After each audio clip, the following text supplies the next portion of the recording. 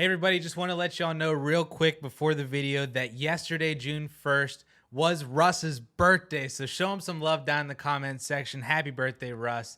And let's get on over to this amazing trade show. Hey everybody, and welcome back to the DLF Trade Show.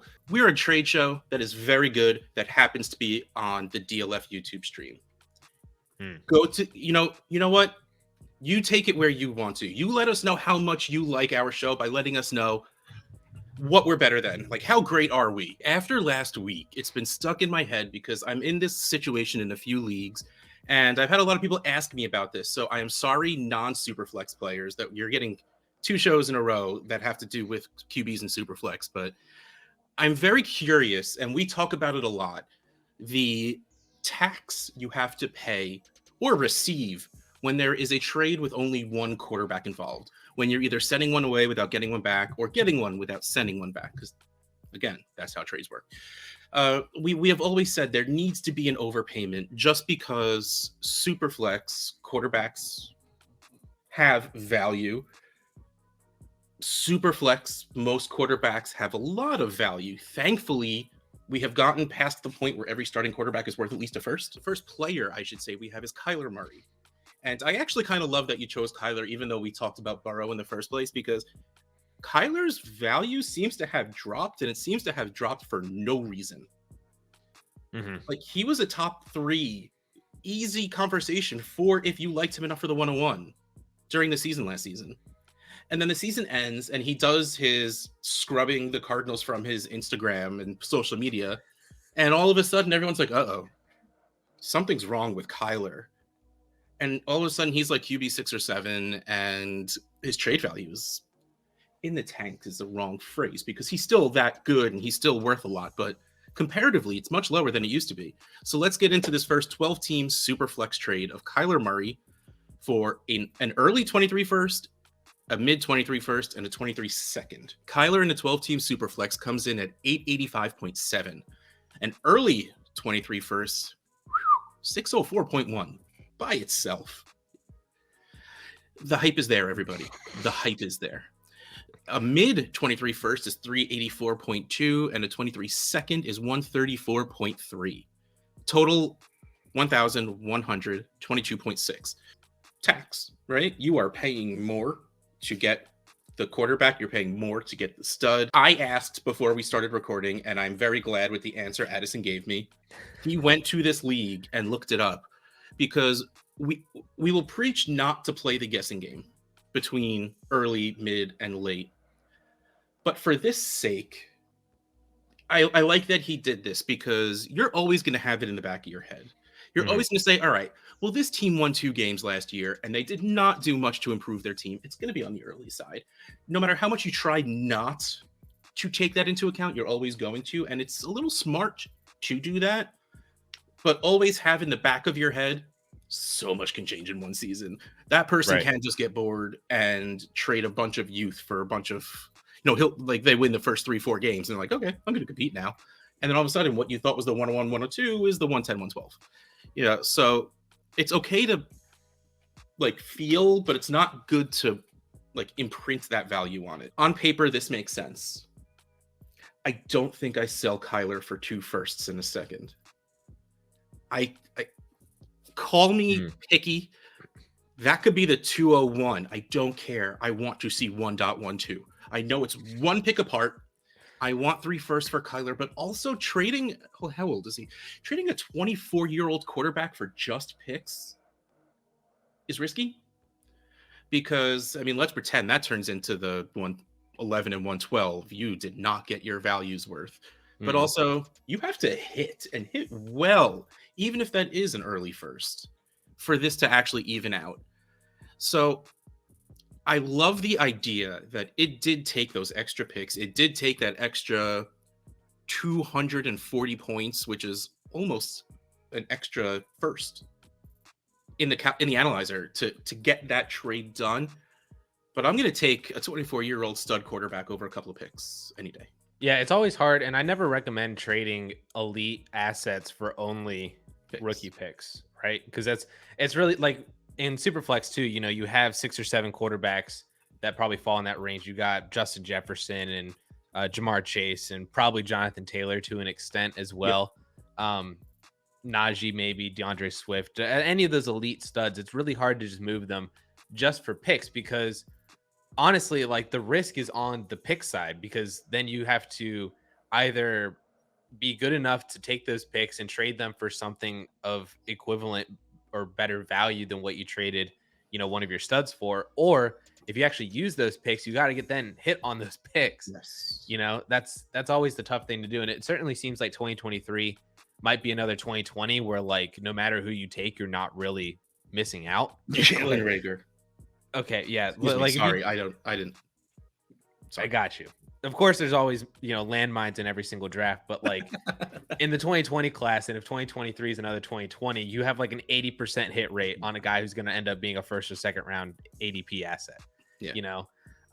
So it's certainly that. I think the tough part of this is, man, you really got to tell me that 2023 first, if I'm trading away Kyler Murray, I need one of those firsts to be CJ Stroud or Bryce Young. Yeah, it's hot. That's what I was thinking.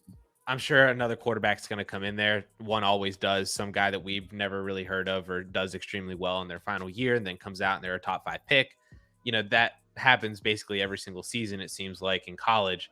So maybe you can luck out and get the 1.03 and you do that. Or maybe you get the 1.03 and Brian Robinson goes 101, 102. And you get, it has to net me one of those two top quarterbacks. Yeah, whatever. Brian Robinson, Bijan Robinson. I was about to say, I mean, this year, if you're talking Brian Robinson going 101-102, you missed that boat, buddy. That would suck. Bijan Robinson, for sure. I'm going to make that mistake so many more times before. Yep. It's going to be fun. Especially if Brian Robinson ends up doing well. Yeah. Oh, man.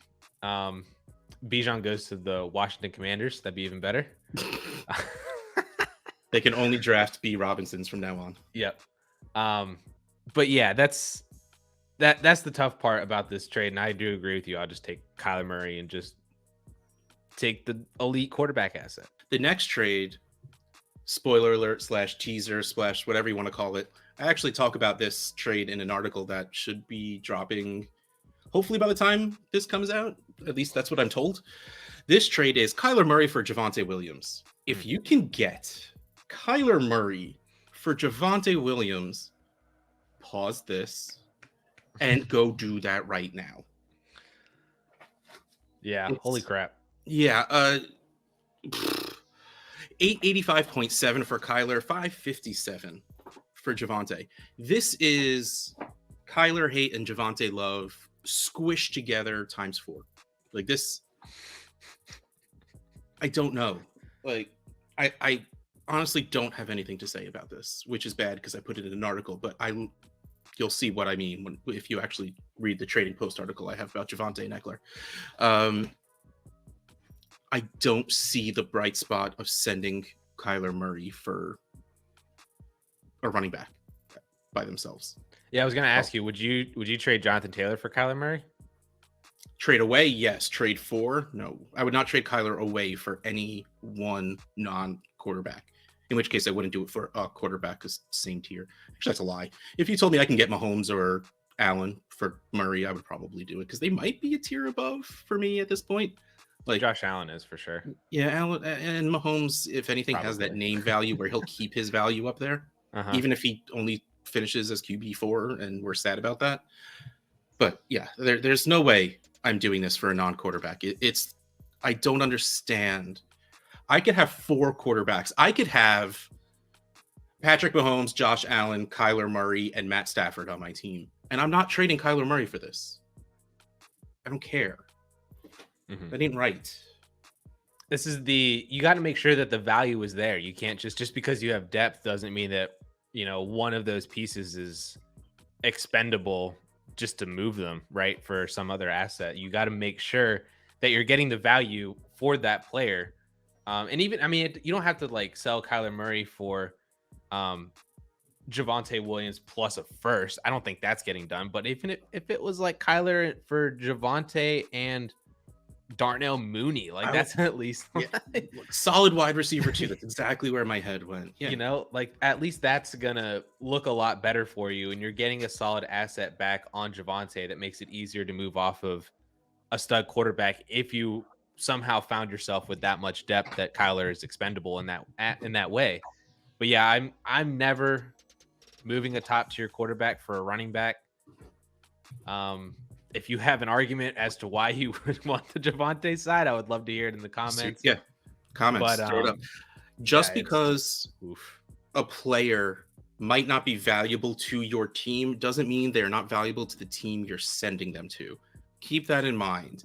Don't let anyone say, well, you have 4 quarterbacks. What do you need Kyler for? And then trade him away for cheaper. No, they want Kyler for a reason. They need Kyler for a reason. That's still his value. All right, we're going to move down to the next quarterback, who we have Trey Lance, who is another really good choice because this is one of those hypotheticals, right? We haven't really seen him do anything. Jimmy Garoppolo is still on the team. There's still issues there with putting him as he was ADP wise up to like QB 6 or 7 at one point. Trey Lance, 12-team SUPERFLEX, is worth 569.2. This was a trade of the 107 and Terry McLaurin for a total of 598.4. Man, I want Lance in this. Like, if you're telling me 107's on the clock and you're probably getting Kenny Pickett, Chris Olave, Sky Moore area, like that's usually around like what the 107 is. So them and Terry McLaurin for, even if you're not a Trey Lance person, the floor is great and the ceiling is great. The only thing you would be concerned about is if for some reason Jimmy Garoppolo not only stays, but starts. If you're in that mindset, I kind of get this because it's technically an even trade. 569.2, 598.4, and like not just analyzer wise, but like value wise, like in my head, that's pretty good. It's maybe a little light because I think I would take Trey Lance over the 101. And does the 107 and McLaurin get you to the 101? Maybe for the right team, but not for me. So to me, this is Trey Lance, and it's probably also just because I do believe that he will be the starter. And if he is the starter, he is at least safe, but at most, he could walk into top 5 QB scoring. Not super difficultly. I was trying to find, I saw a tweet like super recently, like less than a week ago, of somebody saying like, if Trey Lance were to literally average like 150 yards per game, passing yards per game, and have like 35 rushing yards per game, like average. So it kind of ended up being that he was around 3,000 yards and whatever that rushing yards is. Like he would be like a top 10 quarterback in scoring. Yeah, and that's so ridiculous. It's the unfortunate truth that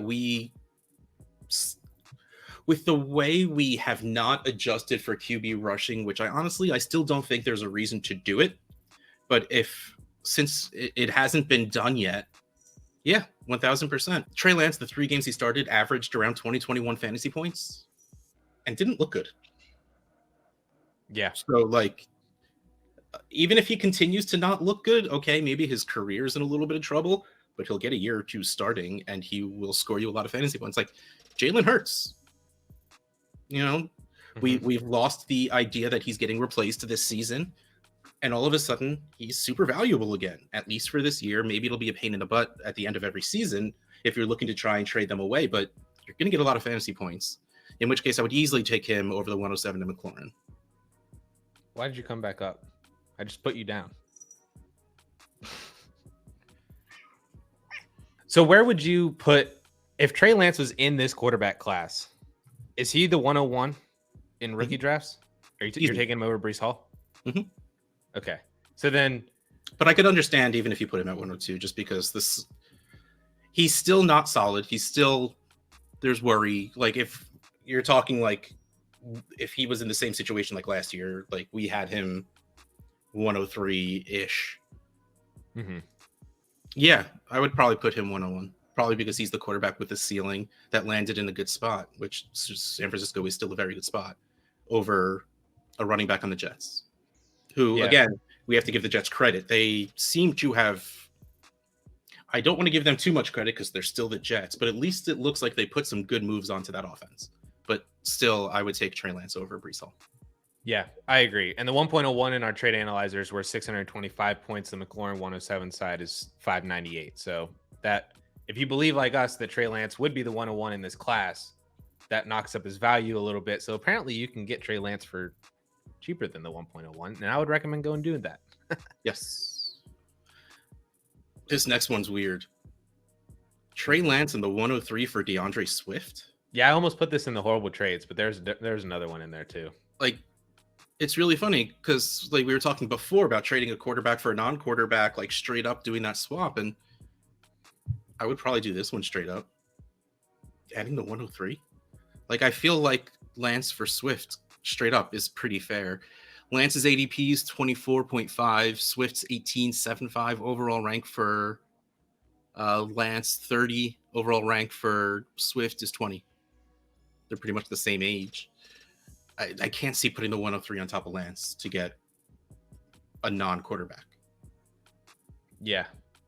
I was very confused by this, and I'd be hard pressed to put almost anything significant on Trey Lance to get to DeAndre Swift. I probably, like, if I had Trey Lance from last year and I somehow found myself with, you know, like that Kyler Murray example with Javonte, where like Lance was somehow my QB4, I would probably move Trey Lance for DeAndre Swift. Or if he was my QB3 or something, I'd probably do that 1 for 1. But I would not. There's no way. You're adding one of those top tier wide receivers, or if you're that much of a Kenneth Walker fan,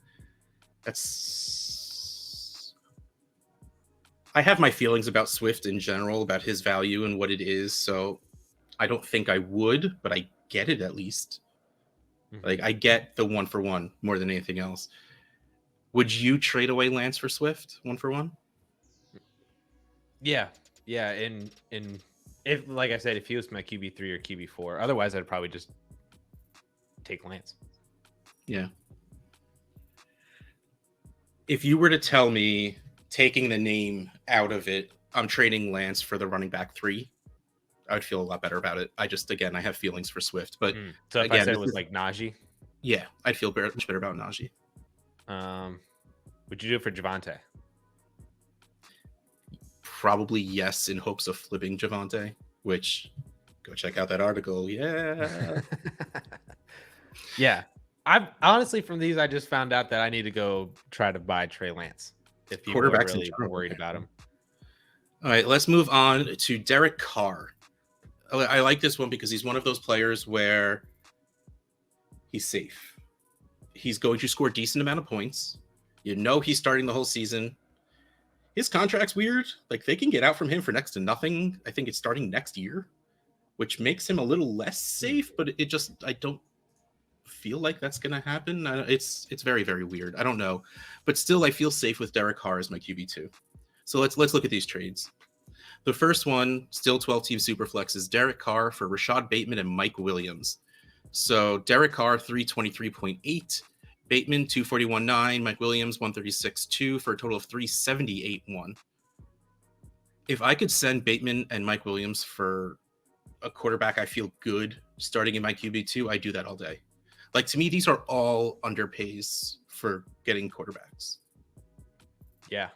Which is really interesting, right? Like, we were talking at the beginning of the show about like the tax that you need to put. No one's really paying it. Acquire. Yeah. And I don't know if it's because, like, one thing I did notice, I tried to look up Joe Burrow. A, not a lot of people are trading Joe Burrow. B, not a lot of people are moving Joe Burrow and not acquiring a quarterback back. Fair. So I feel like as you drop down the quarterback tier list, it's a lot easier to acquire quarterbacks cheaper without throwing another quarterback in, right? And Derek Carr kind of fits that. Like, he's like QB 17 in May ADP. Yeah, that's about right. Cousins is lower than him, and you got other guys like Zach Wilson and Mac Jones, and around them too is a little bit higher. But as you continue to go down the QB rankings, it's easier to just shoot a guy an upside wide receiver 3 who maybe he thinks is a wide receiver 2, or package a couple of those guys like this trade for a guy, like you said, you feel comfortable starting your QB2, but maybe doesn't have the longevity, maybe, is highly inconsistent. So you kind of have to pick and choose your weeks and be accurate in that sense. But yeah, I'm with you. I would totally trade Rashad Bateman and Mike Williams for Derek Carr. I think Mike Williams is the reason. No offense to you. I get it at this point. It makes me sad, but I get it. Yeah, like if you replace Mike Williams with somebody else kind of Darnell Mooney around him, probably. Yeah, he's like right around that same range as well. Or Cortland Sutton, Mhm. I'd probably feel better about taking the 2 wide receivers, but it's 2 upside wide receivers that they may or may not hit. And if they both don't hit, then you'd rather have the quarterback for sure. If Well, it's one of not them even like hits, definition of hit is also different here. Mhm. I think you'd be thrilled if you traded Derek Carr for 2 wide receivers and they both had top 24 seasons. We're not saying hit as in top 5 wide receiver. That's not going to be realistic. But Mhm. if I trade Derek Carr for Rashad Bateman and Mike Williams, and Bateman ends as, wide receiver 18 and Mike Williams as 22, I feel pretty good about that, because probably that means every week you found 2 guys that you were able to plug into your lineup. And in 12 team and beyond, where you're probably starting 10, that matters. Like wide receiver 2s that are consistent wide receiver 2s, because we know we fall into that the replaceable value layer of productivity out of wide receivers. But that usually means because, scoring can waver. But if you have 2 guys that ended as wide receiver 2s because they spent the season scoring as wide receiver 2s, I think that's great. So exactly, if Mike Williams was pushed up to someone who felt a little safer, I think this would be a great trade for both sides. This next one I like more, actually. Derek Carr and Michael Thomas for David Montgomery and Garrett Wilson. Now, Derek Carr, 328.8, Michael Thomas, 183.1, for a total of 506.9, David Montgomery, 274.2, Garrett Wilson, 240.9. Feels low, for a total of 515.1. Again, we're finding trades that are kind of even in the analyzer going through with quarterbacks on one side. But here's also my thing. I don't know if I'd put Michael Thomas at 183. Like, That is pretty high. I would rather have Mike Williams over Michael Thomas, just because, especially now of what's still going on with Michael Thomas not being ready to play. Like, this has the foul odor of someone who just might not play again, or is taking another year off. He'll be 30 and coming onto a new team. Like, it's getting past weird and going into frustration land. So I think I put Michael Thomas down a little bit. David Montgomery should be solid the entire season, give you that still top 12, top 10, 12, 13 area running back scoring. And I really like Garrett Wilson. The upside is there. And an offense, like we said before when talking about Breece Hall, they put the pieces there. If it clicks, Garrett Wilson will be part of the reason it clicks, whether he's the wide receiver 1 or 2 there. I don't think it matters, because I think their defense is really bad, so they're going to be on offense a lot.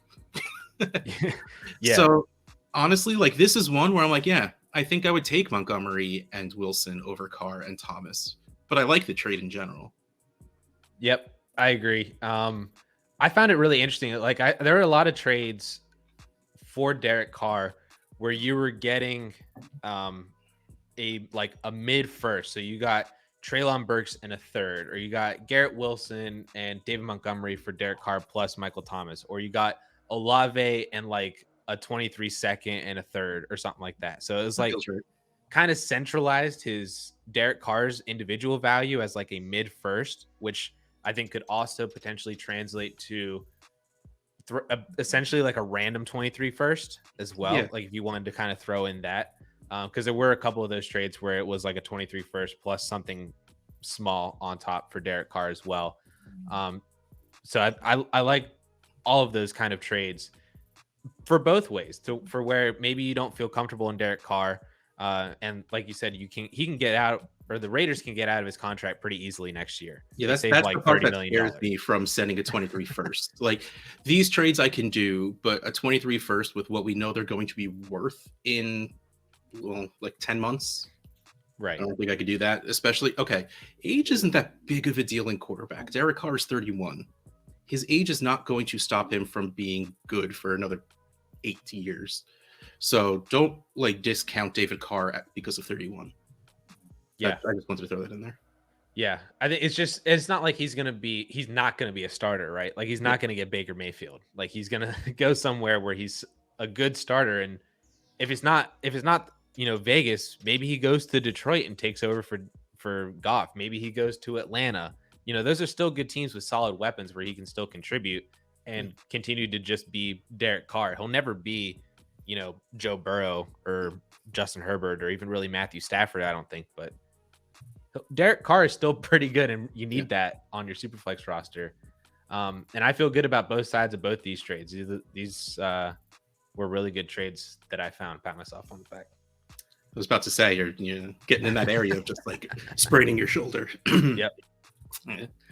All right, we have horrible trades. All right, so if the 103 and Lance for Swift was not horrible enough, and 12-team Superflex, Derek Carr and Zeke Elliott for the 110. Yeah, this is worse. Okay, you just said before Derek Carr was worth a mid first. So Derek Carr over the 110. Yeah. Zeke is so weird right now. Okay, so Derek Carr 323.8, Zeke 194.6, a total of 518.4. The 110 is 242.4. It was really tough to read because the numbers just kept going back and forth. Caution, Team A is giving up the highest value asset and the most pieces in the deal. Never good to see that. Never good. Now, let's pretend I went all in last year. And whether I won or I didn't, I'm just, okay, let's start this over.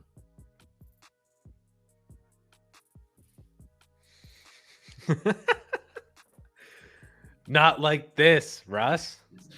Like, you are, let's pretend you can only get the 110 for Carr. You just gave away a free Zeke Elliott. And now I get it. Zeke is 26-ish. Mm-hmm. The print's too small in there, so I'm just guessing. Had a bad season where he still finished as a top 10 running back. I am absolutely allowing myself to buy in on the idea that he was telling the truth when he said he played the entire season with an injury, because he looked slow. And I'm fine just telling myself, oh yeah, no, I'll believe that because I still think he's very good. Will Tony Pollard still get a decent amount of touches? Yeah, probably. But if you can get an extra 10, 20% on top of the Zeke you got last season, you're talking RB6-ish. Like, that's not free. That's probably more than 110, but the fact that he's 26 on his second contract probably knocks him out of the first round altogether in most of the community. Man, like, do you think they forgot to press a second button when they were offering the trade? Like, they meant to do the 110 and the 23 first or something, and they just hit submit too early. Like, they missed the box, and the other person's like, okay. Yeah, I have no idea. Like, I've been trying to sit here and say, is there a world where I would even trade the 110 for Ezekiel Elliott? And while I don't think I would do that straight up, I don't also think that it's that far off in this draft class, because, like, I would take, you know, if Christian Watson's there, if Jahan Dotson's there, I'll take those guys. But if you're sitting there and you're like, man, this 110 is about to be James Cook, I would much rather have Ezekiel Elliott than James Cook.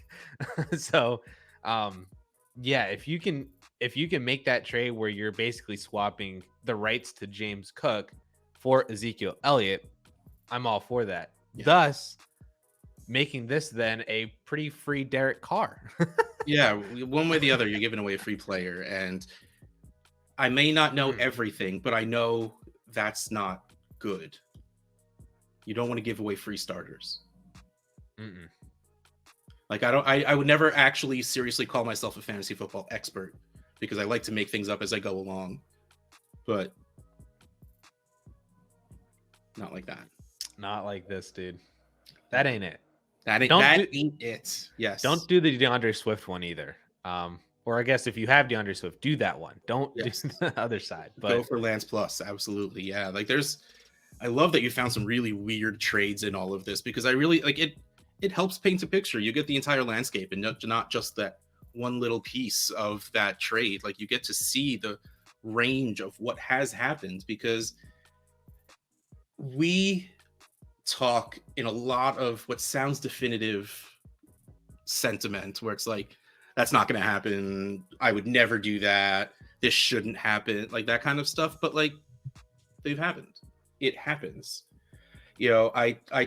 We get stuck in the idea of talking trades in terms of people who are as plugged in as we are, that watch this show, that read Twitter, that subscribe to DLF, Dynasty Trade Calculator, Football Guys, Football Pros, Dynasty this, Fantasy that, ESPN, like all this stuff that there are. Like, not every league is filled with those people, so it's always worth a shot to send a trade like DeAndre Swift for Trey Lance in the 103. See what happens. Be ready to get a little laughed at if that's part of the risk, but it's also like, it'll be worth the reward if they do just say yes. But even still, Derek Carr and Zeke Elliott for the 110 is not right. I don't care. You should not have accepted that. Mm-mm. On that note, DLF Trade Show, DLF YouTube channel, Russ Fisher, Dynasty Outhouse, Addison Hayes, at AmazeHayes _ the senior contributor at Dynasty League Football. I hate it. I love it.